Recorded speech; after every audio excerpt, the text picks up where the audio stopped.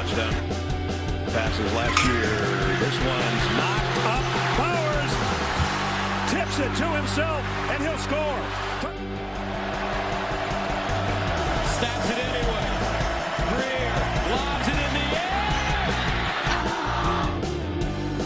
Oh, he has trouble with the snap, and the ball is free. It's picked up by Michigan State. Jalen Watts Jackson, and he scores on the left. Here's a blitz, and Klubnik didn't see it coming. He got blasted by Kalen DeLoach, who has the ball and is heading toward the end zone.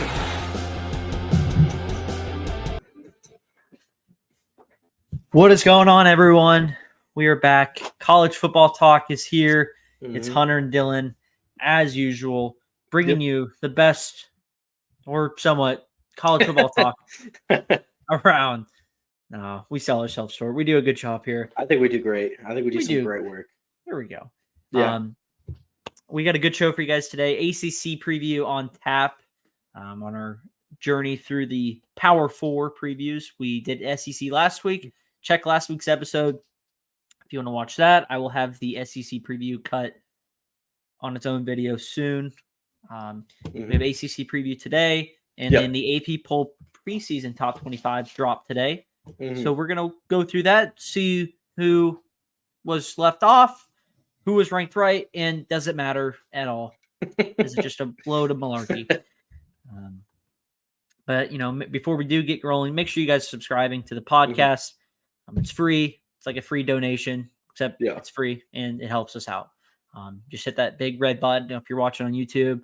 And if you're an existing visitor of the pod and you haven't subscribed yet, please do so. The viewers are nice, but make sure you guys are subscribing.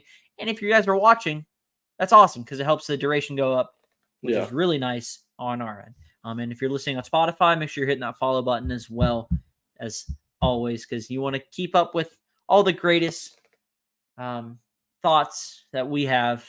That really didn't make sense. You're good. You killed it. You killed it. I killed it. Thank you. Yeah. But we're getting closer to college football, and we're gonna be pumping out more episodes. We got another episode of this later this week. More things to talk about. Really, that's the exactly. biggest thing.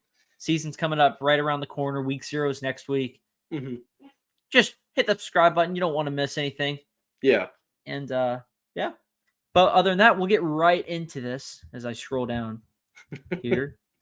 Do this again. We had a funny little moment before the show started. Restarting the episode right at this point. But we're back now. And here we are. AP poll, top 25. Woo! Let's go. Dropped today. This is the preseason poll, but it will be used to begin the year. So give me 1 second. Georgia comes in number 1 in the country. Some people thought maybe Ohio State would, but I mean, you split hairs back. Split hairs. I think the whole top 10 really. I don't have a problem with anybody in the top 10 personally. No, I mean maybe Michigan just from how much they lost, push them out. But defending champs, maybe ahead of Penn State, but But we're splitting hairs to me in the top 10. Yeah. I thought. I was a little surprised. I was a little curious where Miami was going to get ranked. Some people had them as far up as like 10 to 12 spot. So they put them at 19. Iowa sneaking in at 25 is certainly something. Kansas, I want to give a round of applause to Kansas. Being the top 25 for the first time in a while. I'd have to go back and check. When was the last time they started this season in the top 25? Let's see. It's got to be years. Yeah, they have not been close to being that in a long time. So good to see that Lance Leipold and that entire squad up in Middle America, Topeka, not even Topeka, Lawrence, Kansas. Has in the top 25 at 22. What are your thoughts on it as I'm typing this in? To be honest with you, I don't think it's bad. I always think this whenever the AP poll comes out, because at the end of the day, the AP poll doesn't matter at all. Is that they kind of rank. You always say this: the top 15 will always be the teams you expect to be there, and then below that, at times, you kind of feel like they were just trying to put in whoever they felt would be kind of a fun pick. Like Texas A&M at number 20 is kind of random, brand new coach, pretty different team. Don't know exactly how that works. Starting them out at number 20 is just kind of it's out there for me. Even though I think A&M will be good this year, I still think ranking them to start the year is a bit strange. NC State at 24 is also that's one that just boggles me. I'm like, really? Like I think NC State's fine, but are they really number 24 in the country? I don't know about that. Well, I mean, offensively, I think they're going to be strong this year. Yeah. Defensively, they're usually pretty good anyway. Mhm. You know, Well, I'll NC say it State's like like this. I don't think like- they're the number 4 team in the ACC for me personally. I don't have them at number 4, so that's probably why I think that. possibly. But I would not have put NC State in the top 25. Iowa is also a weird one for me because, I mean, how many yards did Cade McNamara throw in that preseason game? Wasn't it like 75? Yeah, with like something? 2 interceptions or something like that. Yeah. Right? With Iowa, I don't think that's a top 25 team in the country. That's a top 10 defense with the last ranked offense in the country. I mean, I think that doesn't really balance out to 25. So, If they can be a top, let's see, they were ranked like 120th, I think, overall. There's 131 teams in FBS, D1 FBS too. Puts into perspective how bad that is. I think if they can crack like the top like 90, they might be a playoff team. Which is consistently Playoff is a strong word. I don't know about that. Well, got to remember, 12 spots. Outside 12 spots, 11 go to the Power 4. Because then we have that group of 5 spot. Yeah. So all they had to be, and they are always consistently good on defense, like superb. Yeah. If they can just get mediocre play offensively, why can't they be a playoff team? Well, I just they think messed around. They messed around and were ranked that bad, and still went 10-2. No. So there's only 7 spots in 10-3, which they could make it, right? Yeah. They have 7 available positions that they could actually get after because I don't think they're winning the conference and they're not a group of 5 team. So that's 5 spots gone right away. So they had 7 spots, and in that spots, I don't know about you, but I just don't see them getting. They ranked 132nd in scoring offense last year. Yeah, that is 15.4 points per game. Right side of that, again, like we were talking about, defensively, they ranked 4th in the country. So you're gonna get superb play. So there's 134 schools at the bowl division level. Yeah, what did they rank? Points. 132nd they came in. So there's only 2 offenses in the country that were worse than them. And remember, last year McNamara did get hurt, but they still finished 130th in pass offense. They finished 109th in rush offense. Total offense, 133rd. Yards per play, 133. Explosive pass plays, 131st. They were sacked 9% of the time. Quarterback rating was ranked 133rd. So, I mean, quarterback plays got to be better. Yeah. For Iowa, but, why not? That's my bold take. Iowa, they can get just mediocre offensive play. If they can take 133 to like 90, remember, new OC. Yeah. Now, but I do think what you're saying they might be unreasonably high for Iowa offensives. Let's see. Iowa plays Illinois State, Iowa State, Troy, at Minnesota. Then they go to Columbus. They get Washington at home, at Michigan State, Northwestern Wisconsin, at UCLA, at Maryland, Nebraska. That's not terrible for Iowa. No, but I mean, they played a pretty bad schedule last year. And what was the points they were looking to get? They had like a points they were trying to reach, right? Am I crazy? Yeah, they were trying to get, and they didn't reach it. Yeah. It's just wild because of how bad they were. They still went. Well, they still went 10 and. So the goal was 300. They still went 10-4. They went 10-4 last year. They did get shut out their last 2 games, and were outscored 61 to or 61 to nothing. So yeah, I guess there's that. Anyway, though, spending too much time on Iowa. This is not Iowa Day. This is not Iowa Day. Iowa Pro Day, not here. Other things, Kansas, I did check. 2009 was the last time we got that, and that was when they were actually relevant in college football.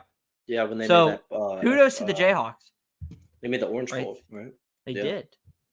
Good year for So them. 2009, Arizona 21. Mhm. I like it. I think that's with the returning production they're getting offensively, Mhm. even with Jetfish.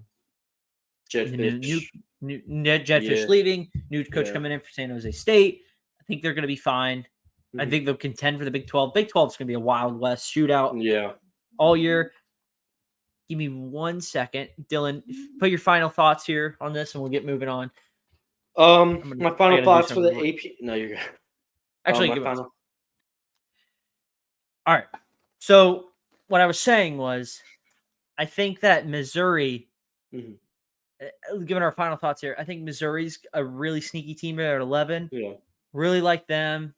I think Utah, I just want to see better play offensively. Yeah. They get Cam Rising back. They lose a little bit on the O-line, so are they going to be able to protect him there? Clemson at 14. Yeah. Makes it now a top 15 matchup for Georgia Clemson. Mhm. But I mean, yeah, the biggest thing was me with Miami, Yeah. and I saw Kansas there, and I was like, oh, Yeah. The only other thing that really pops out for me is the fact that Washington is not in the top 25 at all after going to the national title last year. yeah, and that just shows you how much they lost. Yeah. I mean, even Michigan, perfect season. They're just on the outs. They're just at the end of the top 20. They're top 10. Yep. So Tennessee there. Virginia Tech's one that could see enter the equation later out throughout the year. I think they could enter the poll as early as like the first college football playoff poll. I think they could be in there. Also, another thing, if you look, no group of 5 teams in. Yep. Not a single one. Kind of crazy. It is. So we'll see who gets in there. My best bet is it's probably going to be Boise State or I'm going to go to limb and say Tulane. Yeah, Tulane's a good one. That's a good pick. So, but we'll move on though to what everyone's waiting for. Our ACC preview. Oh yeah. And we'll move right into. We'll do our rankings first. So last week Dylan started, so I'll start this week. Okay. And then we'll flip flop next week. Okay, so I won't spend too much time on the bottom half. Maybe we'll give a little more in depth. But as far as the bottom half goes, 17 through 14, I got Stanford, Wake, UVA, and Duke. I think out of that 4, Duke's the best one. Manny Diaz, first year there. I have no issue with Manny Diaz. He comes from being the DC at Penn State. He was the coach at Miami. Before that, they kind of just scapegoated him because Cristobal was available, so they kicked him out. Diaz wasn't even that bad there at Miami. They bring in Malik Murphy from Texas, so I like what they're doing quarterback play wise. Just don't know what else they're going to have on that roster to really compete against some of the upper echelon teams in the conference. Where they were with Elko, can Diaz kind of keep that going a little bit? I think is going to be the big question. Maybe they upset a team or two, but I might see them competing for that 14 through 10 range. Yeah. Just kind of in a year, not expecting a whole lot. As far as 13 through 9 goes, I got Boston College, Bill O'Brien's first year up there. Yep. Pitt at 12. You get Cal at 11, Syracuse at 10, and then Georgia Tech at 9.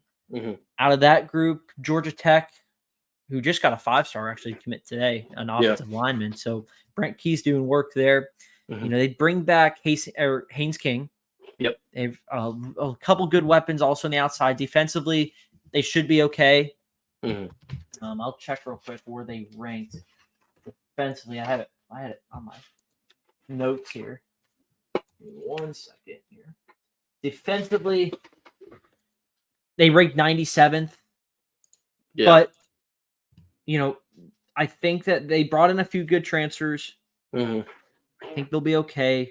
The schedule, they do start off the year with FSU in Ireland. So maybe they pull off an upset there.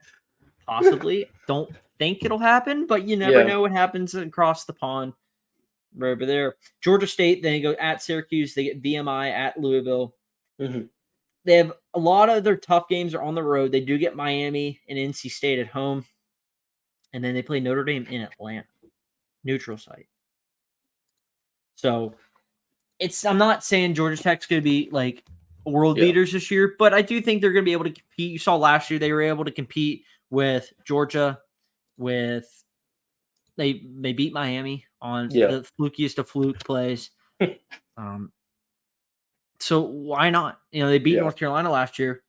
So I'm gonna and they finished the year off right beating UCF. So I'm gonna say that they're one of the better teams. I want to see more production out of Haynes King. There was too much inconsistency from that department. And can they make good old-fashioned hate relevant again? Is the great question. They probably won't, but probably not this year. No, but maybe Syracuse is another team I really have. I like Syracuse. They bring in Fran Brown from Georgia. He's the head coach in that department. As I gotta find them here. They bring in Kyle what's his face name? Kyle McCord. Sorry. Mm-hmm. They bring in Kyle McCord. They bring in some other transfers as well. I think Jackson Meeks comes in from Georgia. They bring in some other guys from all over. Syracuse has that Louisville type schedule this year. Yeah. Ohio, Georgia Tech, bye. Stanford, Holy Cross, at UNLV, at NC State before their next bye. And then they're at Pitt, Virginia Tech, at Boston College, California, at Cal, UConn, Miami. What you didn't hear on that schedule was Florida State, Clemson. So you get the two big boys out of the way. Yeah. You have to go to Miami, which really isn't. That's like a neutral site game at this point. Mm-hmm. Outside of that, I mean, and then you have to, you get Virginia Tech at home. Yeah. I mean, could they surprise some people? They got to get better offensively. They were 92nd in offense. Points per play, they were 99th in total offense. Points per play, they were ranked 91st. So they just need to be more explosive offensively on the passing side. They ranked 116th. I think Kyle McCord's going to do that. And why not? I mean, defensively, they should be fine. They ranked 57th overall last year, and they bring in Fran Brown, who comes from Georgia, as one of the secondary coach. Mm-hmm. That should be an improved bunch. Yeah. Syracuse could be a team I could see sneak in maybe to that 8-6 range. Mm-hmm. I mean, or they do what Louisville did and just go on a run and just go to the ACC title game. Well, I don't know about that, but Well, I mean, but the schedule's stacking up. Yeah, the schedule's not bad for them. Mm-hmm. But that's what I mean. Like the only thing I like though is that the schedule fits right with them. Yeah. Especially for a first-year coach. I mean, that's like a first-year coach's dream. Not having to worry about Florida State. Not having to worry about Clemson. Mm-hmm. It sets up nice. Yeah. As far as the 8 through 5 range, I got UNC, Louisville or SMU, Louisville, and NC State. Yeah. UNC, they bring in Max Johnson. They lose Drake May. You lose Johnson on the outside. Not Johnson. What's his face's name? One of their receivers. I can't remember his name. It's really messing me up now. Anyway, I'm going to move on now. Sure. They bring back Omarion Hampton, who's going to be one of probably the ACC's best running back. Yeah. So you're going to have good play there. They were really solid last year. And then they went on they beat Miami, then they lost the 2 inexplicable games to Virginia and Georgia Tech after starting the year 6-0. And then they finished the year losing the last 3. Yeah. They need to get better in that department. Defensively is where it's going to needs to get improved at. 75th over in scoring D. Total defense, they're like 97th. Yards per play, 65th. They were 93rd in the run D. And pass defense, they're like 96. I mean, it's just got to get better. Yep. So, and can Max Johnson carry that level that, the prior quarterbacks have? And they had some that's going to be a question. They had 2 NFL guys back to back. Sam, you come off Drake May, Sam Howell. Can he keep that level going? Yeah. So, SMU, think Rhett Lashley, the fighting Rhett Lashleys of SMU, are going to be the teams that the one team that I think could really stir the pot out of the three newcomers. Mhm. You know, they do lose. What's his face? They lost. I don't even know. Never mind. I'm just going to pretend like I never said anything. Unprepared in that department. Unacceptable on my end. But what I am prepared to tell you is that Florida State comes to town September 28th. Yep. Could they keep that rolling? That's going to be the big game after TCU. Then they go to Louisville before a bye. So the tough games come, without a bye or anything in between, which is going to stink a little bit for them. I do want to think Florida State comes off a bye that week. So that's going to be kind of tricky there. Yeah. I mean, offensively, 8th in the country, 38 points a game. Mm-hmm. Can they keep that rolling? Preston Stone comes back. So that's going to be big time. Mm-hmm. He led the AAC in quarterback rating, threw for over 3,100 yards, 28 touchdowns, only 6 picks. They have a 3-back rotation that is a bunch of veterans. Mm-hmm. They bring back 8 starters and a bunch of them from the skill group position. Like I said, they have 3 backs that are all veterans. Could they kind of stir the pot here, as SMU usually does? They have done that in the AAC. Here we go. Now I have them at 6. NC State is one big question mark team, and them and like Virginia Tech. Mm-hmm. Dave Doran always has a good group. Yeah. Can he finally put like it all together? It feels like NC State's always competing, but they don't have like just that extra gear to get them over the last hurdle or two. They bring in Grayson McCall. Mm-hmm. Is that the missing piece? Because it's an upgraded quarterback from where they were last year. Mm-hmm. They are losing some guys. But they do have Kevin Concepcion, who is arguably one of the nation's best receivers. Big time. Do I think that they're going to be able to get over the hump? I don't know. I just think that there's 4 teams better than them at this rate. And that's why I put them there at 5. My number 4 team, and this is where it's going to be kind of funny right here for you. My number 4 team, I have Clemson. Okay. Clemson. So Clemson, the lack of the portal is still has to be a factor into this. Yep. I'm curious to see what Cade Klubnik does now, year 2 under Garrett Riley's offense. Mm-hmm. They do have some better playmakers now on the outside. Yep. I think that they're going to have some dudes who can finally step up to kind of like what those 2010s wide receiver classes did. Yeah. Which is going to be something they're going to need. Bryant Wesco is a wide receiver there who really got a lot of eyes in the spring game. Mm-hmm. He's a freshman receiver, and he will be playing. Yeah. That's going to be someone that has got to have to be used a bunch. Mm-hmm. Can they run the ball effectively enough? Because they didn't really last year. They ranked 43rd. Passing-wise, 52nd. The problem really was even when they finished 9-3 last year, they turned the ball over too much. Yeah. They turned the ball over a lot. They turned the ball over a bunch, and they lacked explosivity. They ranked 129th in explosive pass plays.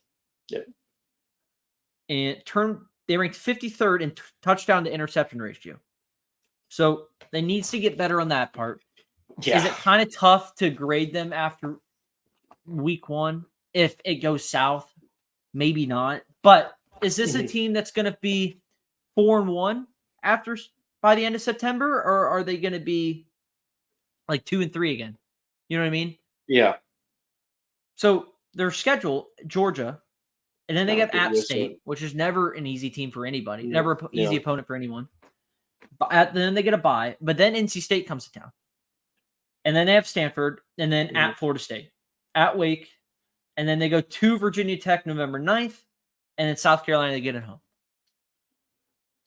Is that a team that's going to – I just don't think that's a team that's going to be competing for the ACC at the end of the year. They could be jockeying for a last-second playoff spot, but I just don't think they're going to beat Georgia. I don't think they're going to beat Florida State. I don't think they're going to beat Virginia Tech. I think Virginia Tech's going to be a real big sleeper this year that a lot of people are going to be able to see. I mean, and what happens if they lose? They go to Florida State and they're already, let's say they're 3-2. Or excuse me, they'd be 2-2. Yeah. So they go 2-3. Yeah. And they're not going to fire Dabo. No, they don't fire Dabo. And Klubnik's playing just mediocre ball. Like what does the conversation then become? I mean, at that point, the conversation becomes if they don't win out, they're a disaster this year. Yeah. Right? You know what I mean? Like it's like, yeah. And to give them the credit after that beginning of the season, the schedule does get a little bit easier for them. I mean, no offense, but at the end of the year, like I don't think South Carolina is going to be anything special at all. In fact, I think there's a decent chance they don't have a head coach at the end of the year. But I think best case scenario for Clemson is they lose 2 games. Yeah. Worst case. What they're going to need, they're going to need Phil Moffitt to step up, running back. Yeah. To help not put everything on Klubnik. They're going to need that defensive line. The defensive line's legit. Like they have dudes on that team that can be game wreckers. That's going to be a fascinating matchup. That's going to be one of the biggest matchups, I think, week 1. Is that Georgia front taking on that Clemson D line, because there's dudes on that team that probably could have started on those national title teams for Clemson. Like legit, like game wreckers. That's going to be a really fascinating one. Because remember last time these two teams played, Georgia sacked it, I believe it was 7 sacks. They got to Uyangale, and that was Georgia's D-line.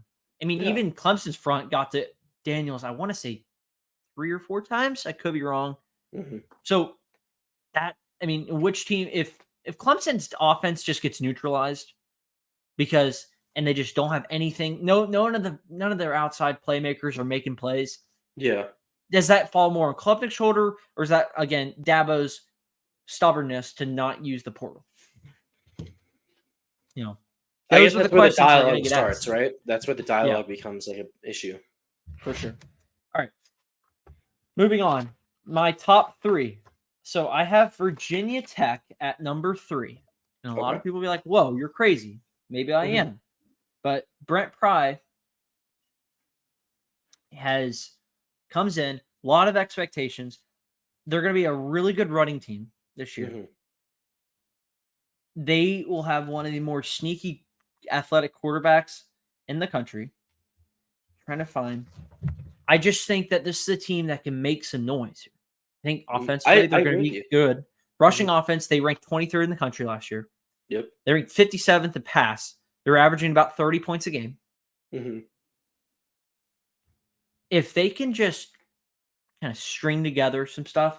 Yeah. I mean, in this is where like also like the season there, the schedule matches up well. They start the year with Vanderbilt, Marshall, Old Dominion, Rutgers, at Miami, at Stanford before their bye. That's not a bad first couple weeks.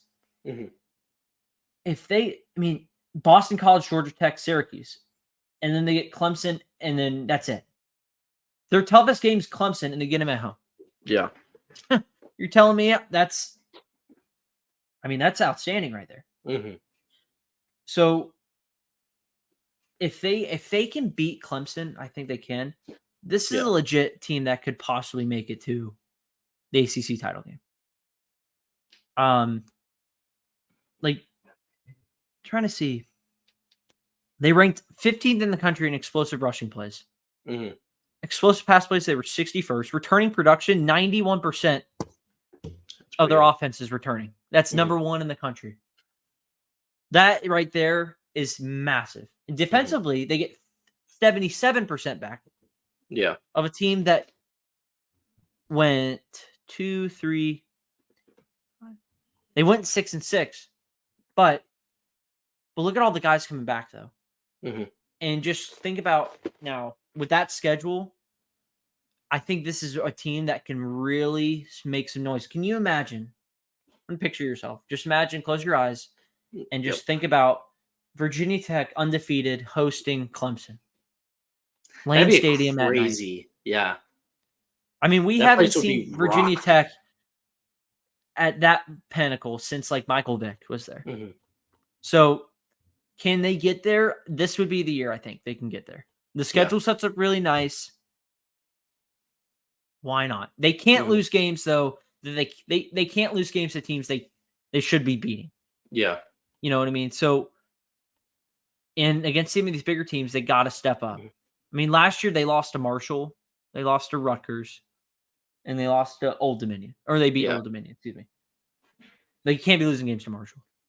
Kudos, sorry, Marshall. But like you can't lose to Marshall. You can't lose to Marshall. No. So if they just don't shoot themselves in the foot, I think they'll be all right. I mean, I really am high on this team. That number one, that production on offense coming back. That's huge. That's huge because they, especially towards the end of that season, they were really putting it together on offense. Yeah. Like there was a couple of hiccup games. Like obviously the game against Florida State wasn't great for them, and there was obviously the Marshall. But near the end of that season, they were really starting to put things into gear. They were getting it. It looked like they actually hired a coach who could finally get them. Obviously, not to what they were once, back in the early 2000s and late 90s, but in a more respectable position. Yeah. So, I mean, the offensive line, they bring in 2 top 20 transfers. Mm-hmm. That also all the other guys returning. Kyron Jones comes back. He's going to be a dual threat guy using his legs. Mm-hmm.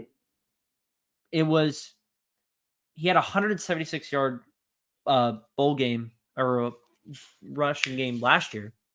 He had 881 rushing yards last year. It was only behind Michael Vick's 200 yards that he had back in 2000. Yeah. And so if they can keep him up front or keep him protected well, and they just let him be him, and he can just make some plays in the air and not solely abuse it on his legs, look out. Yeah. All right. So finishing up here, I got Miami and Florida State. Yep. Florida State, I think they're going to win it all in the ACC. Mm-hmm. It's strictly the fact that I just think that that's a better program, the more established program. I think Uyunglele is going to have to play better. He's going to have to play the best season he's ever played.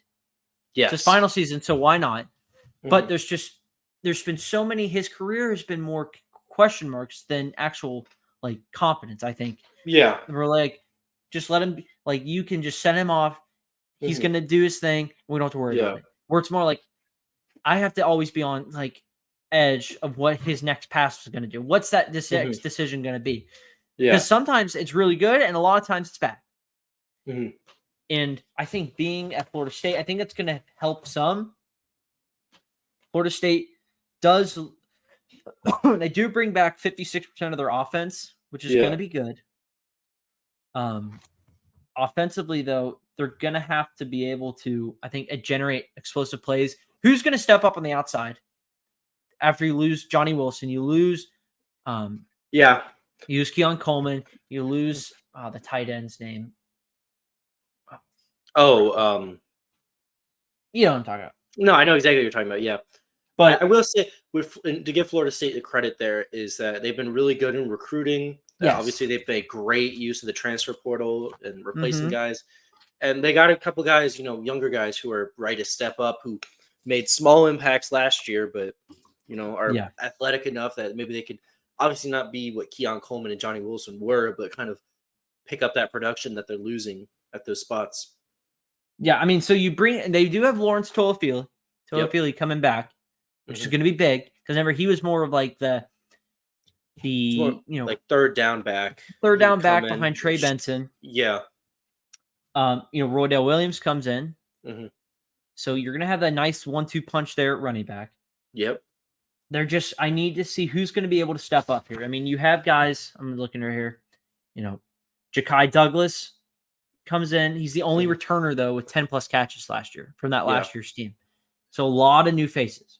Mm-hmm. You have Malik Benson comes in. Yep. And Jalen Brown from LSU. So you're going to have guys, you have some nice transfers coming in. But can Uyunglele now elevate his game? Because I think They're going to need it. And it's no walk in the park, no matter how much we'll laugh about Georgia Tech. Just because kind of where they've been recently. Yeah. I mean, again, he cannot go in there and just think that they're just going to win that game. Because Georgia Tech will just keep that a ball game. And then before you know it, it's a 21-17 game in the fourth. Yeah. You're kind of just hanging around with a team you have no business with. So, yeah. I think go ahead. So at the wide receiver position, the guys to really look out for is going to be sophomore Hakeem Williams. Played a little bit of time last year, but he is a monster, 6'2", 215, big guy, wide receiver. And then the speedster, Destin Hill. That guy, I think we got to look out for. Also sophomore, 6 feet tall, 195 pounds. Those are two guys who I think are going to be the big numbers guys for the year. They're not going to look at it, starting the year. They're not going to be the ones who we're talking about right away. But I think overall, they're going to be the ones that are going to have the biggest impact. Yeah. Defensively, I think that's really where we're also going to see that D line. You lose a lot. You lose First. You lose Deloach. Yep. You lose what's the other big guy in the middle? Brisk. You lose him. You bring back though Peyton. Patrick Peyton. You bring in guys like Earl Little. Yep. Trying to look who else comes back here. Let's see here. Anyway, though, Fentrell Cyphus comes in. Yep. And so the secondary, I think, is going to be fine. I think just will they be able to get that production defensively because they're only bringing back 57% of their defense, and that is a lot of them were those top end guys. So yeah, we'll see where they end up there because they ranked 18th in the country last year in scoring defense, which was really good, just under the 20-point mark. Explosive rushing was the one issue at 109th they ranked, but I think that they'll be all right. The Uyunglele part is really what's going to get to me. Yeah, because if they can kind of figure him out and he can play well, this team will go really far. It'll be a playoff team for sure, and it'll win the ACC. How I think it will. Yeah. They don't, then the team I have behind them, Miami, will I think step up there. Miami is my number 2 then. I won't spend too much time here, but Cam Ward comes in. I think he's the best quarterback in the conference. I think that he comes in for Washington State. I think he's one of the better decision makers, better just athletic quarterbacks you'll see this year. And you're really going to see it, I think, now that he's finally on a team that has guys on the outside, has good weapons all over. And Cristobal has finally built a program that is ready to roll. The young guys on defense are finally, I think, going to step up now. And offensively, you bring in Damian Martinez from Oregon State. That's an A+ transfer. You get Restrepo back on the outside with the other guys. That week 1 game at Florida will tell you everything you need to know because either he's going to get no lickety split, like it's going to be fine, or he's going to kind of maybe struggle, and now you have question marks. Yeah. If they can win, I think even if they lose that game, but he plays well, I would still feel fine. Yeah. It's if they fail, if they lose and it's like a 27-10 game and it's just not good. Turnovers and bad communication, penalties that look bad. If it's one of those kind of games, then I don't think Miami's doing anything this year. But they lose like a shootout or a 30-point, I think that's more questions on the defense than it is. But I just think guys like Ruben Bain, you have Francisco Mauigoa coming back. Myself Powell on the back end. Yep. These are guys that are legit guys ready to step in and roll that have been there in the system already for the year or two. Yeah. I really like Miami. I know I'm probably buying into the hype some. I don't have them winning. I don't blame you though. That's the thing is I don't blame you I just think that this is Miami, Tennessee, Missouri, maybe or Oklahoma State, Utah. These are the teams I think that are ready. Oregon are ready to take that. Who's going to take that next step? Yeah. So it was Texas last year. That Tennessee team from 2022, although they won the Orange Bowl that year, they took that big step. Can Miami finally do it? They were playing really well last year. Turnovers killed them. Dumb penalties killed them. Yep. Injuries killed them. Can they finally just put it together? And Chris Crawl Paul's going out to of have this to do hole. it because he can't be given this many chances without finally putting production on the field. Yeah. So Yeah, I agree. I think with you. Miami fans are tired playing Pinstripe Bowl and want to see playoff. That's what I'm going to say. They want to win a bowl game. Yeah, They haven't done that in a long time. for sure. But So yeah, I think you had a great list. I'll come out and say it right before I give mine. We have a lot of the same ones. There's a couple ones I disagree with you on, but I'm gonna get into that in a second. Any other words you have to say about your list? Are there any teams on there? no, I think that's I think Louisville's going to be a sneaky one too. Yep. Second year for Jeff Brom. That I mean, this feels like if you take FSU maybe out and like Miami out, 3 through like 10 could kind of really just fight for whoever wants to be next. Yeah. So yeah, I can see. Yeah, I know what you're saying there. Yeah, 100%. I just think that there's FSU, Miami, and then there's kind of like a little drop, Clemson, and then like everyone else. Yeah, but that's even. Yeah, but even then, like I have yeah. Tech ahead of Clemson. So yeah. But yeah, you can get rolling on yours. So I'll start right away. At number 17, I have Wake Forest, and I think they're going to be the worst team in the ACC by far this year. Just personally, they ranked dead last in the ACC in almost every single offensive category, and only 60% of that offense is returning. They didn't really improve either. Looking at them in transfer portal, they finished 113th, and they finished 52 in recruiting. They're not really doing anything. If anything, I think this team's just going to get worse every year until they fire Dave Clawson. They ranked almost dead last, and they ranked 69th out of the 70 Power 5 schools when it came to pass defense. I mean, they're just bad. Like, they're just genuinely really bad, and I think they're going to be really almost unappealing to watch this year. I don't think it's going to be close. Wake Forest is my last place team. Number 16, I have Virginia, primarily just because I don't think they have a very good coach in Tony Elliott. Yeah. I think he's really bad. I think that just genuinely they struggle against everybody. Looking at their schedule, their games that they won, they barely won. The games that they lost big. They had one good game this year against Miami where they lost, and the game against North Carolina where they squeaked out a win. But like, they lost 42-14 to Maryland in embarrassing fashion. They got killed by Virginia Tech 55-17 in a rivalry game where it looked like they didn't even want to be there. This team is just a disaster. And I have nothing positive to say about them at all. Like, genuinely, I think when you're really celebrating the fact that we beat an FCS school at home as one of your big wins of the year, you got nothing to do. You're not going up at all. No. My number 15, I got Stanford. I don't think Stanford's very good either, but I think Stanford, just because they played better against more quality opponents than a lot of the two teams at the bottom of the ACC I had did. You know, they played closer against Arizona. They played they beat Washington State. They played Washington decently close. They, you know, outside of the bad losses they had, but they played good teams. You know what I mean? They played Oregon. They played Washington. They played Notre Dame. They played Arizona. You know what I mean? Like, they played some solid teams last year, and they didn't do terrible. Yeah. So I would give them that edge in that regard. But I also think they're going to be terrible. Just to be honest with you, they'll be bad too. Yeah. Then I got Duke at 14. Forgettable. I'll be honest with you. I mean, it's Manny Diaz's first year. You know, I'm not going to judge him too hard on his first year. He's got a lot to deal with building a new roster since a lot of the guys have transferred out that Mike Elko really used to build that program up. You know, he's not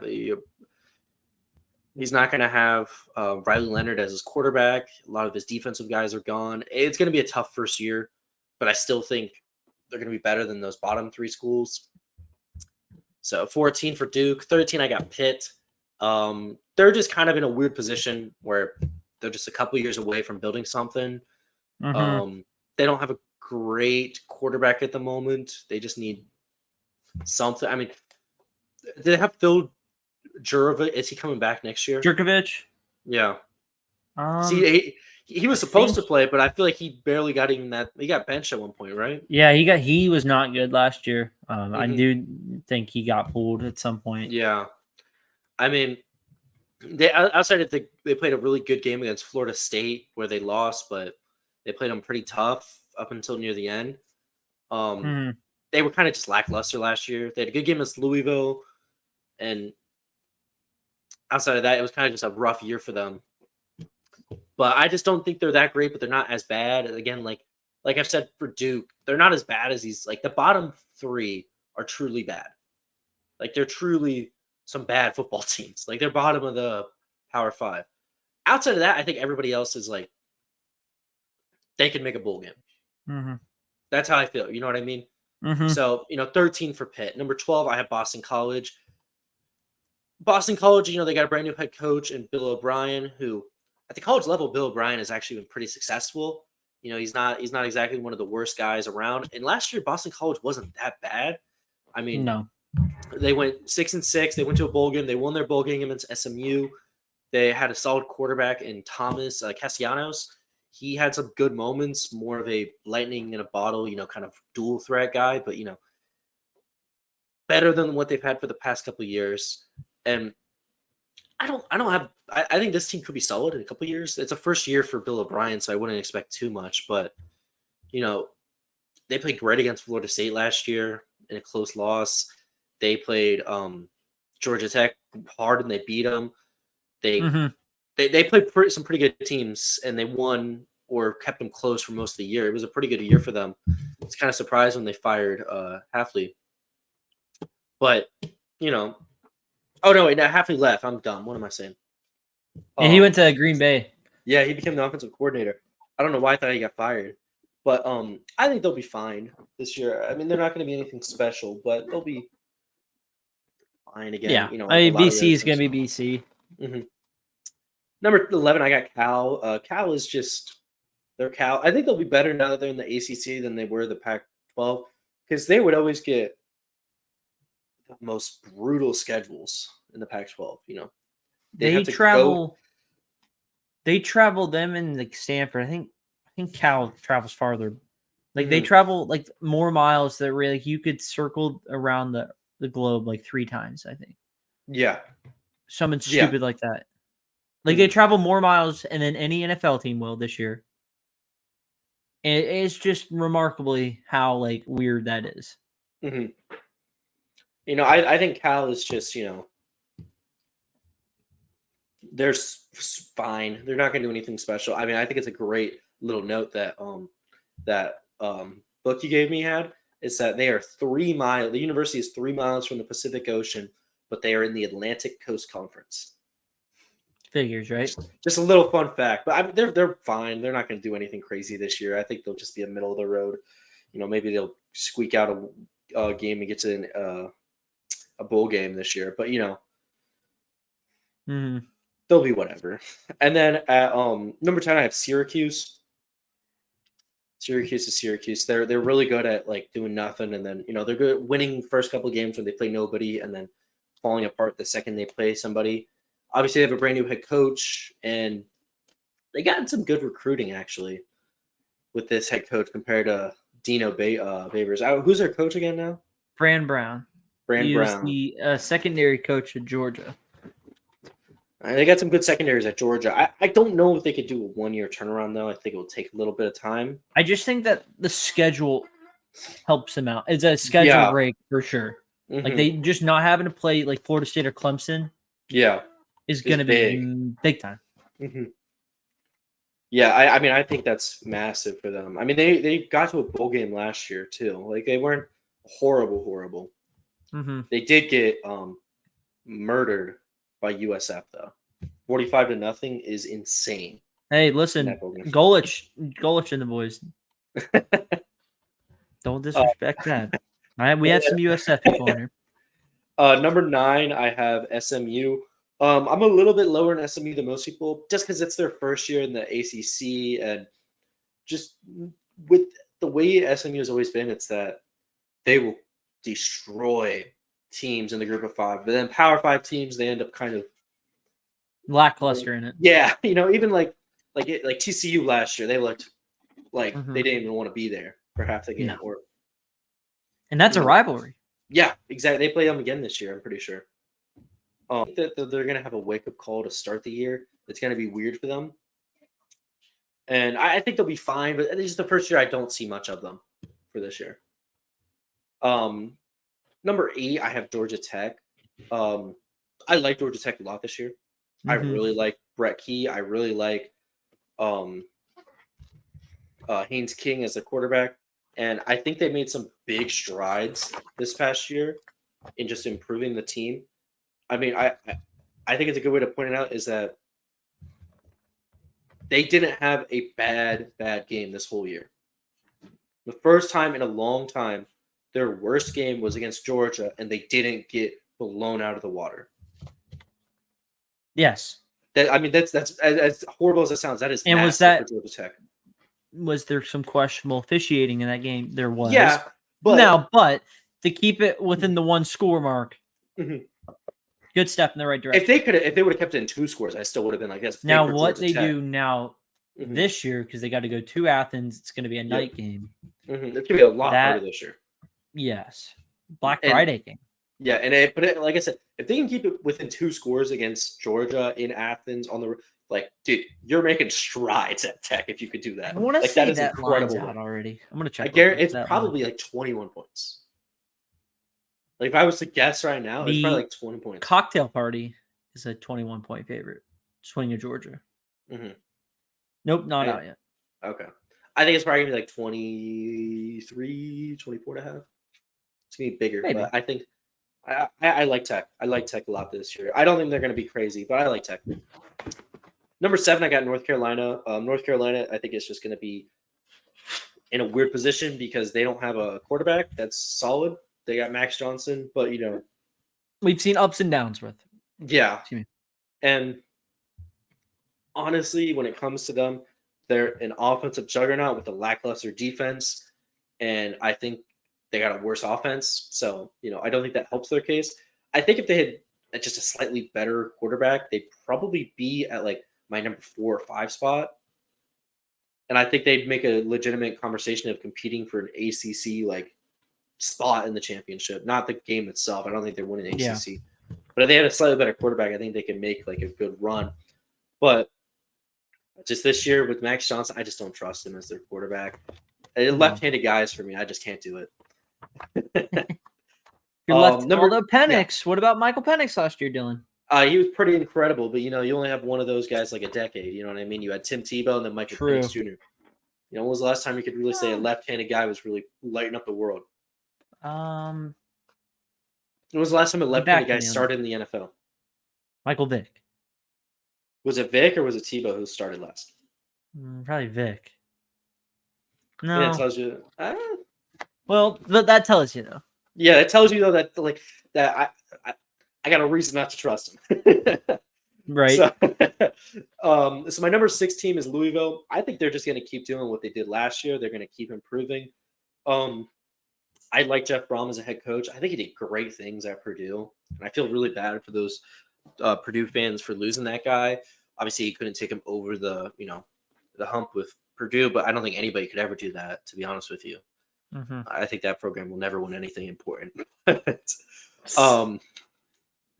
But I do think that they're going to be fine this year. They're going to be pretty good. I think, like you said earlier, everybody in that 4 to 10 spot, I think is around the same quality of team. You can kind of move them around anywhere.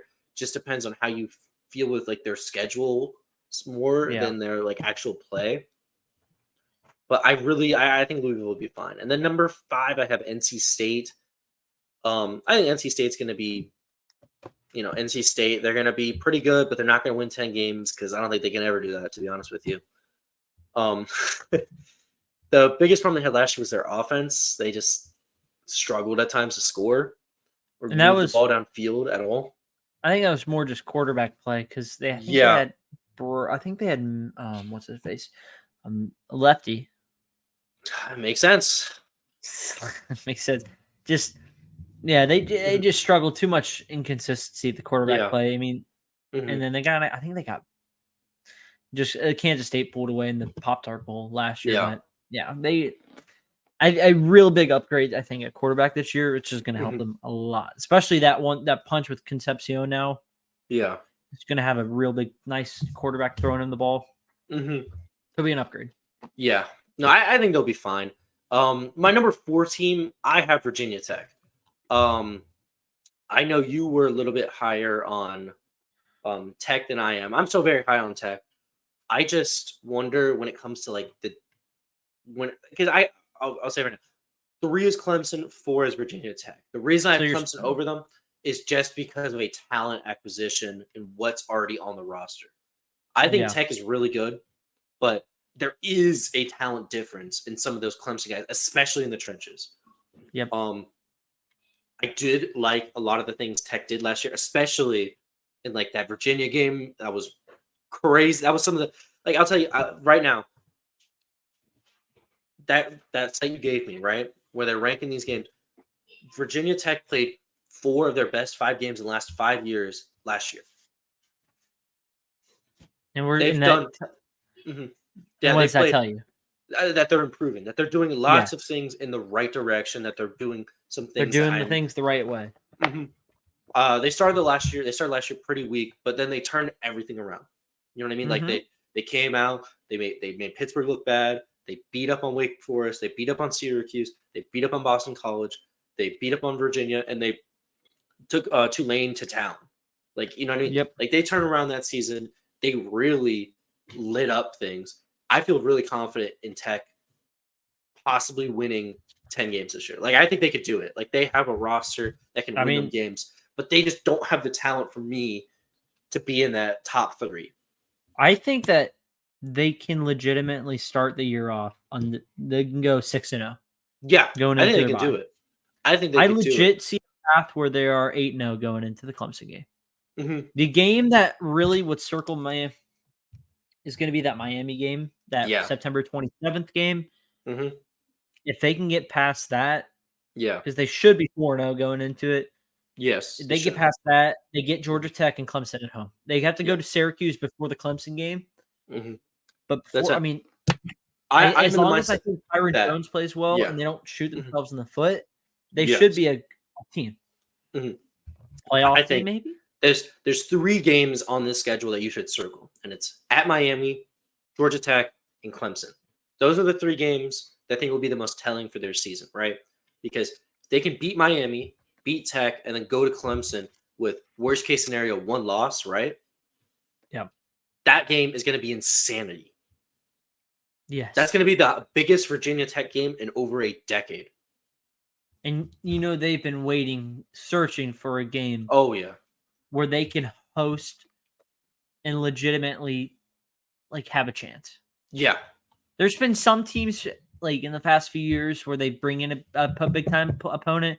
But it's just, Clemson went in there a few times. Notre Dame did. And they both went in there and kind of took care of business. I think this is the year where you could see they could finally do it, where they could finally get that landmark win that they've been looking for at Lane Stadium. Yeah. No, and then I think they'll be good this year. And then obviously I said it a second ago, my number 3 team is Clemson. I think Clemson's good. They're just in a problem where they just are slowly falling off. It's a sad decline to watch for Clemson fans, I imagine. But, you're watching this team, they're not winning as many games as they were. Every year they've gotten lower and lower and lower in recruiting rankings. They're not picking up anybody in the transfer portal. This is just a team that is falling off of the pedestal they once were. This is not a bad football team. This is a very good football team. This is a top 25 program in the country. This is a team that's not going to lose a lot of games. Their home schedule, they're probably going to win every game on their home schedule. You know what I mean? This is a team that, if you're a Clemson fan, they're going to win 9-10 games. They're going to be not a bad team. This is not a bad football team, but this is not Clemson in 2017.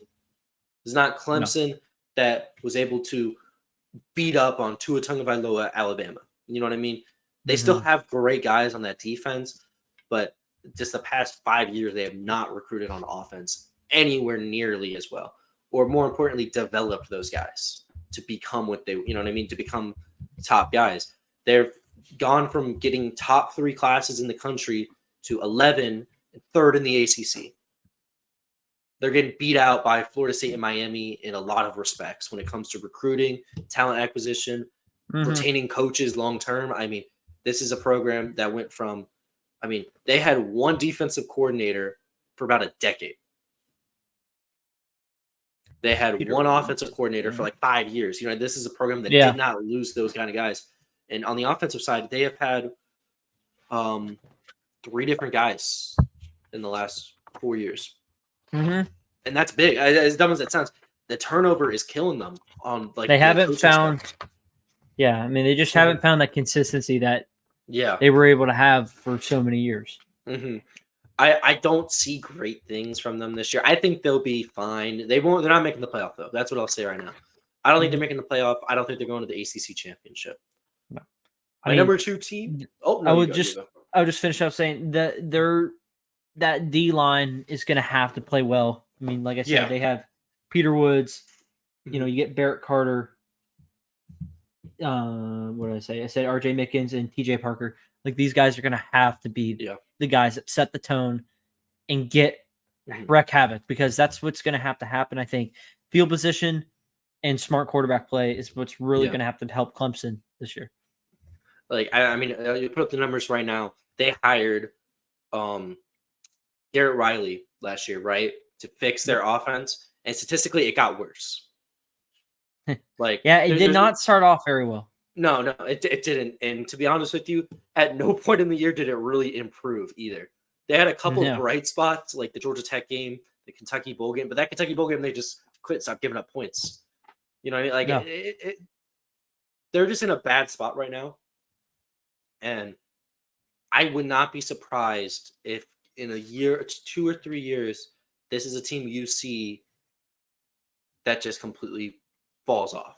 That, like, Clemson, you know what I mean? This is what a team looks like when it's slowly losing its edge it had on everybody else.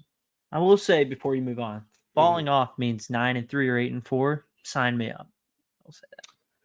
I don't think when I say that low, I don't mean that low. I mean, this is a team that could slowly keep falling. If it just shows you that if they use the portal, they'd be in a fantastic position right now.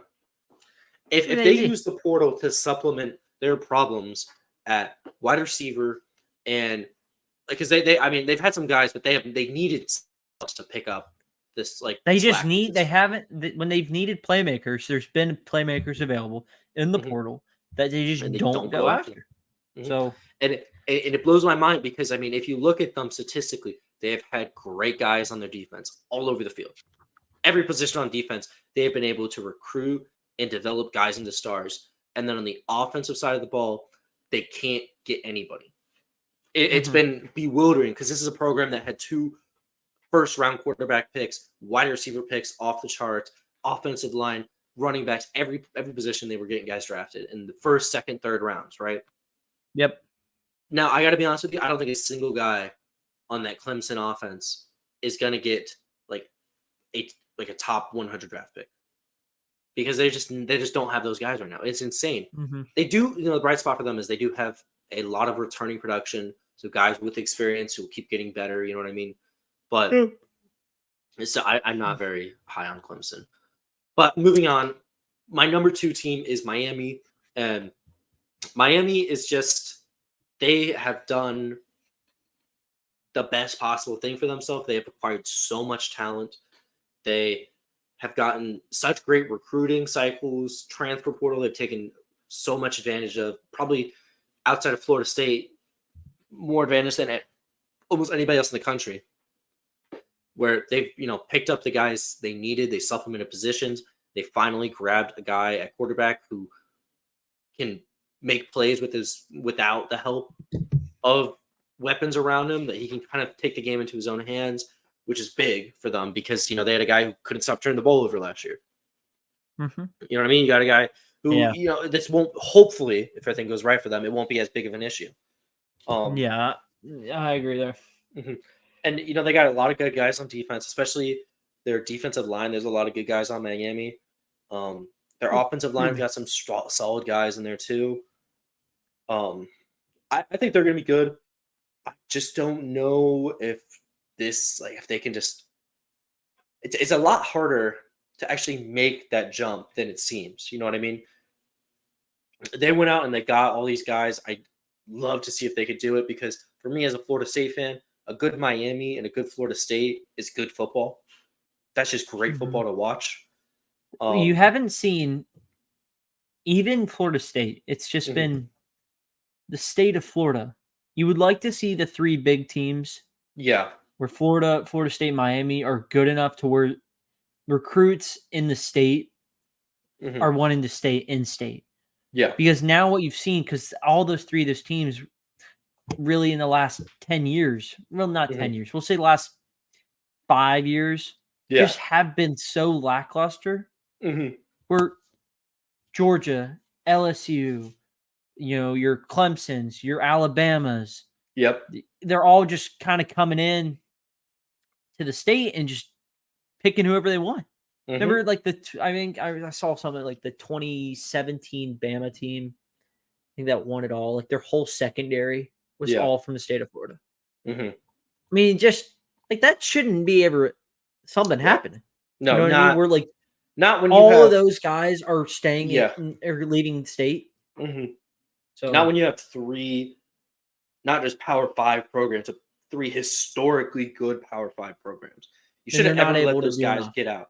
You can't let those guys get out of state. And it's, with Florida State returning to prominence and, hopefully Miami doing the same this year, I would imagine they're able to keep more guys in state going forward. But at this point,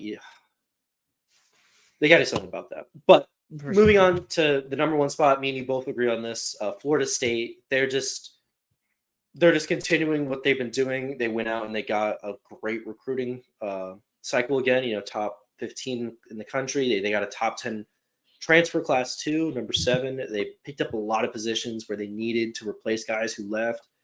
Of the schools in the ACC, they have one of the more tougher schedules because they play Clemson, they play at Miami, they play at Notre Dame, they play Florida. They play a little bit tougher than a lot of the other ACC schools, especially with Florida and Notre Dame on the out-of-conference side of things. But I still think worst case scenario, they lose 2 games this year for them. They just their coaching staff is too good. Their players are really, really good. I feel very confident that this is a team that even if they don't win the ACC, they're going to get into the playoff with one of the at-large bids. Yeah. Just because of the way that Florida State plays football is very much that they're going to beat teams up. They have very large guys, especially on the offensive line of side. They got some really good offensive linemen, some good defensive linemen. Their secondary, they got some guys. Specifically, Fentrell Cypress is a guy who could probably be this year end up an All-American. He's got a preseason All-ACC guy. I think this team is going to be good. They're going to win the ACC, in my opinion. I don't really have much more to say about that. I mean, they're just really solid. They're continuing to do exactly what they needed to do. Yeah, I think they're going to either lose 2 games or they're going to just have a point to prove from what happened last year. Yeah, outside of the happened in the Orange Bowl, but and just kind of maybe just really stick it. But again, it all falls back on because I would rather have Jordan Travis than I would DJU. Yeah. So can DJU put it together? Like that's what's really going to be the big question mark.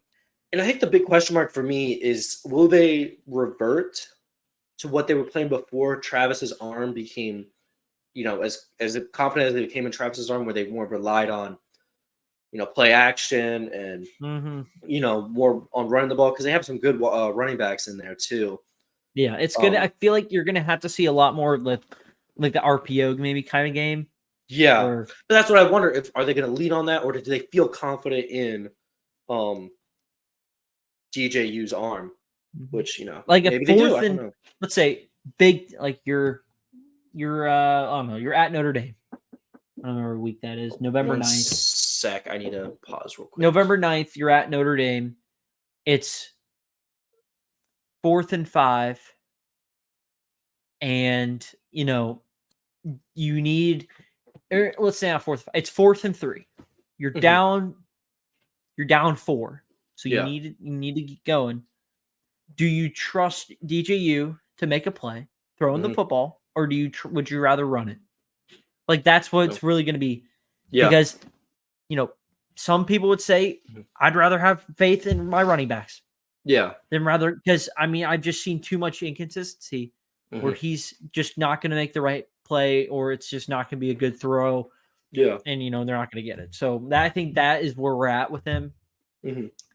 I think they're going to go 10-2. I think that I could see a spot where they lose to Miami and Notre Dame, but they turn around and beat Miami in the ACC title game. That's what I really think might happen. I could see that. Or that would be the most realistic thing for me, because I do think they're a playoff team, honestly, one way or another. But like I say, they either do that or they just kind of run through the schedule. Yeah. It's not the easiest schedule from an ACC standpoint, but it's certainly one that is. It's not one of the hardest doable for Florida State. Yeah. It's very doable for Florida State. Like I said, the only thing when it comes to like ACC schedules is that they do play a little bit tougher out of conference because of the Notre Dame game, the Florida game. They play. They go to Memphis Ireland at home. They go to Ireland. Play Georgia Tech. So they don't take it. They don't apply after that too. They play Boston College immediately at home. Yeah. And that stretch right there, they get the Clemson game bye, but then it's at Duke, at Miami, North Carolina home, and then at Notre Dame for the next bye. So that stretch right there could be something to look ahead to. All right. Heading in now to the home stretch of this episode, we will just kind of run off here. Our ACC champs, quarterback, best matchup of the year. Yeah. What else? We have sleeper team and best player. So we're going to do with that. Won't spend too much whole time doing it because we kind of went through the the rankings. And all the teams like that. So ACC prediction, I think we both have Florida State. Yep. And we have them beating Miami, right? Yes. Yeah, me and you both agree with that one right there. Yes. Sleeper team. I have Virginia Tech. I think Virginia Tech's schedule sets up where they can go 8-0 before they hit Clemson. Yeah. And I think that they're going to be really good defensively. Remember, he came from Penn State. Yeah. As the DC there. So and Penn State's always got a good defense. They were pretty good defense last year. Again, I think they're going to be really good this year. That returning production is going to be huge. Give me Virginia Tech. Who's yours? Yeah. Mine's Georgia Tech. I think they just, they're improving a lot this year. They've done a lot. Their schedule is a little bit harder than most of the other teams this year, but I think with the way they've improved, this schedule is very much, they could win 8-9 games on this schedule. Their hardest are obviously FSU, Georgia, and Notre Dame, but they get Notre Dame at a neutral site, kind of Atlanta. Yes. Whatever with that. But, I still think they got a very good chance to win a good amount of games this year. Yeah, 100% agree. Yeah. I don't think they're going to be – I don't think they're a top 5 team, but – No, I don't think so either. But a team that went from, just a couple of years ago, we were talking about Georgia Tech is the worst Power 5 school in America. To me, saying, they could break into the top 6 of the ACC realistically. It's not a crazy sentence to say. Is very much huge for them. For sure. All right, we'll move on to best matchup of the year. I have week 9, October 26th, Florida State at Miami. Both those teams, expect both of them to be very solid teams. The runner-up to that was probably Clemson, Virginia Tech. But I think both these teams are going to be really good and possibly an ACC title preview. Yeah. Right here. How many Miami fans show up is going to be the great other question, I think, out of everything. Yeah, that's a big one. Yeah, that's the big question. I would say Clemson at Florida State. I would say the number one is obviously Miami. Florida State's the biggest game of the season for the conference in general. They don't want to say the same one as you, though. I want to switch it up a little bit. Say Clemson at Florida State's a big one, big one. And then the end of the year, the NC State versus UNC will be a good one too. Big time. All right, best quarterback. I have Cam Ward. I agree. Self-explanatory there. I don't think that's a conversation. I think we both agree Cam Ward will be the best player for the for sure quarterbacks. And then best player wise, I picked Amarian Hampton or Kevin Concepcion. Amarian Hampton led the ACC last year with over 1,500 yards. That was 5th in the country. He had over 250 rushing attempts. He was 6th in the conference and rushing per yards, but number 1 with 15 touchdowns. So I think he's going to be the best running back in the conference, and then maybe the best wide receiver in the country is Concepcion. He was 2nd in receiving touchdowns. He was. This is with mediocre quarterback play too. So 5th in the conference in receiving yards. He had over 1,100 yards from scrimmage. That was 6th in the conference. And I mean, like I said, 71 receptions. This is big time production coming back. He's going to be a top receiver next year in the draft coming up, probably. Yeah. Look out. I think McCall and him are going to put some numbers up.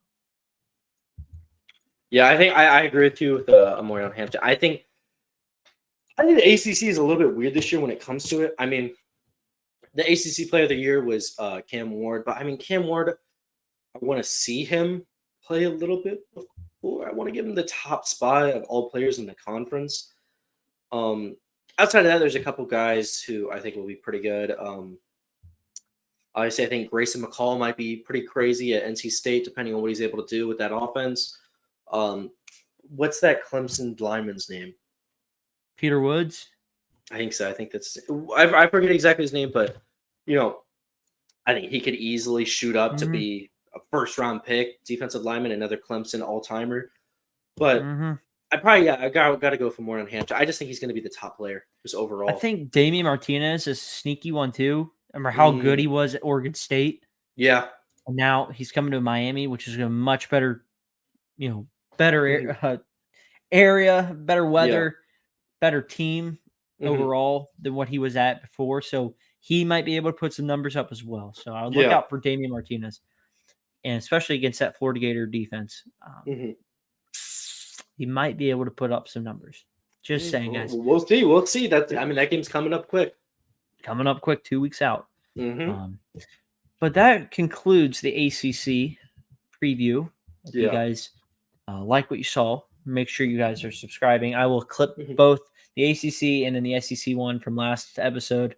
So they'll be their own episode. So if you just want to watch that, feel free to. But make sure you guys are watching the whole podcast because, why not? You get to see what our reaction were to the AP today, all the other stuff after. So without further ado, though, make sure you guys are subscribing to the podcast, YouTube, at College Football Talk with Hunter and Dylan, listening on Spotify, following there. We got an episode coming out later this week. Probably be doing the Big Ten. Yeah. Big Ten, and then we'll round out the Big 12 next week. So before we get into conference previews, or not conference preview, game previews for week 1. And our college football playoff predictions. Yes. So we still have that. We have the 2 playoff conference, or the 2 conferences to go through. Playoff predictions, and then we get right into week 1 preview. So we're right around the corner, guys. It's coming up quick. It's coming up really quick. We might even have next week our week 0 predictions. Yeah. Dang. I mean, that's crazy to think about. It's right there. So, I mean, I know Delaware State, Hawaii, it will lead off the show. Everyone just needs to be aware and ready for that.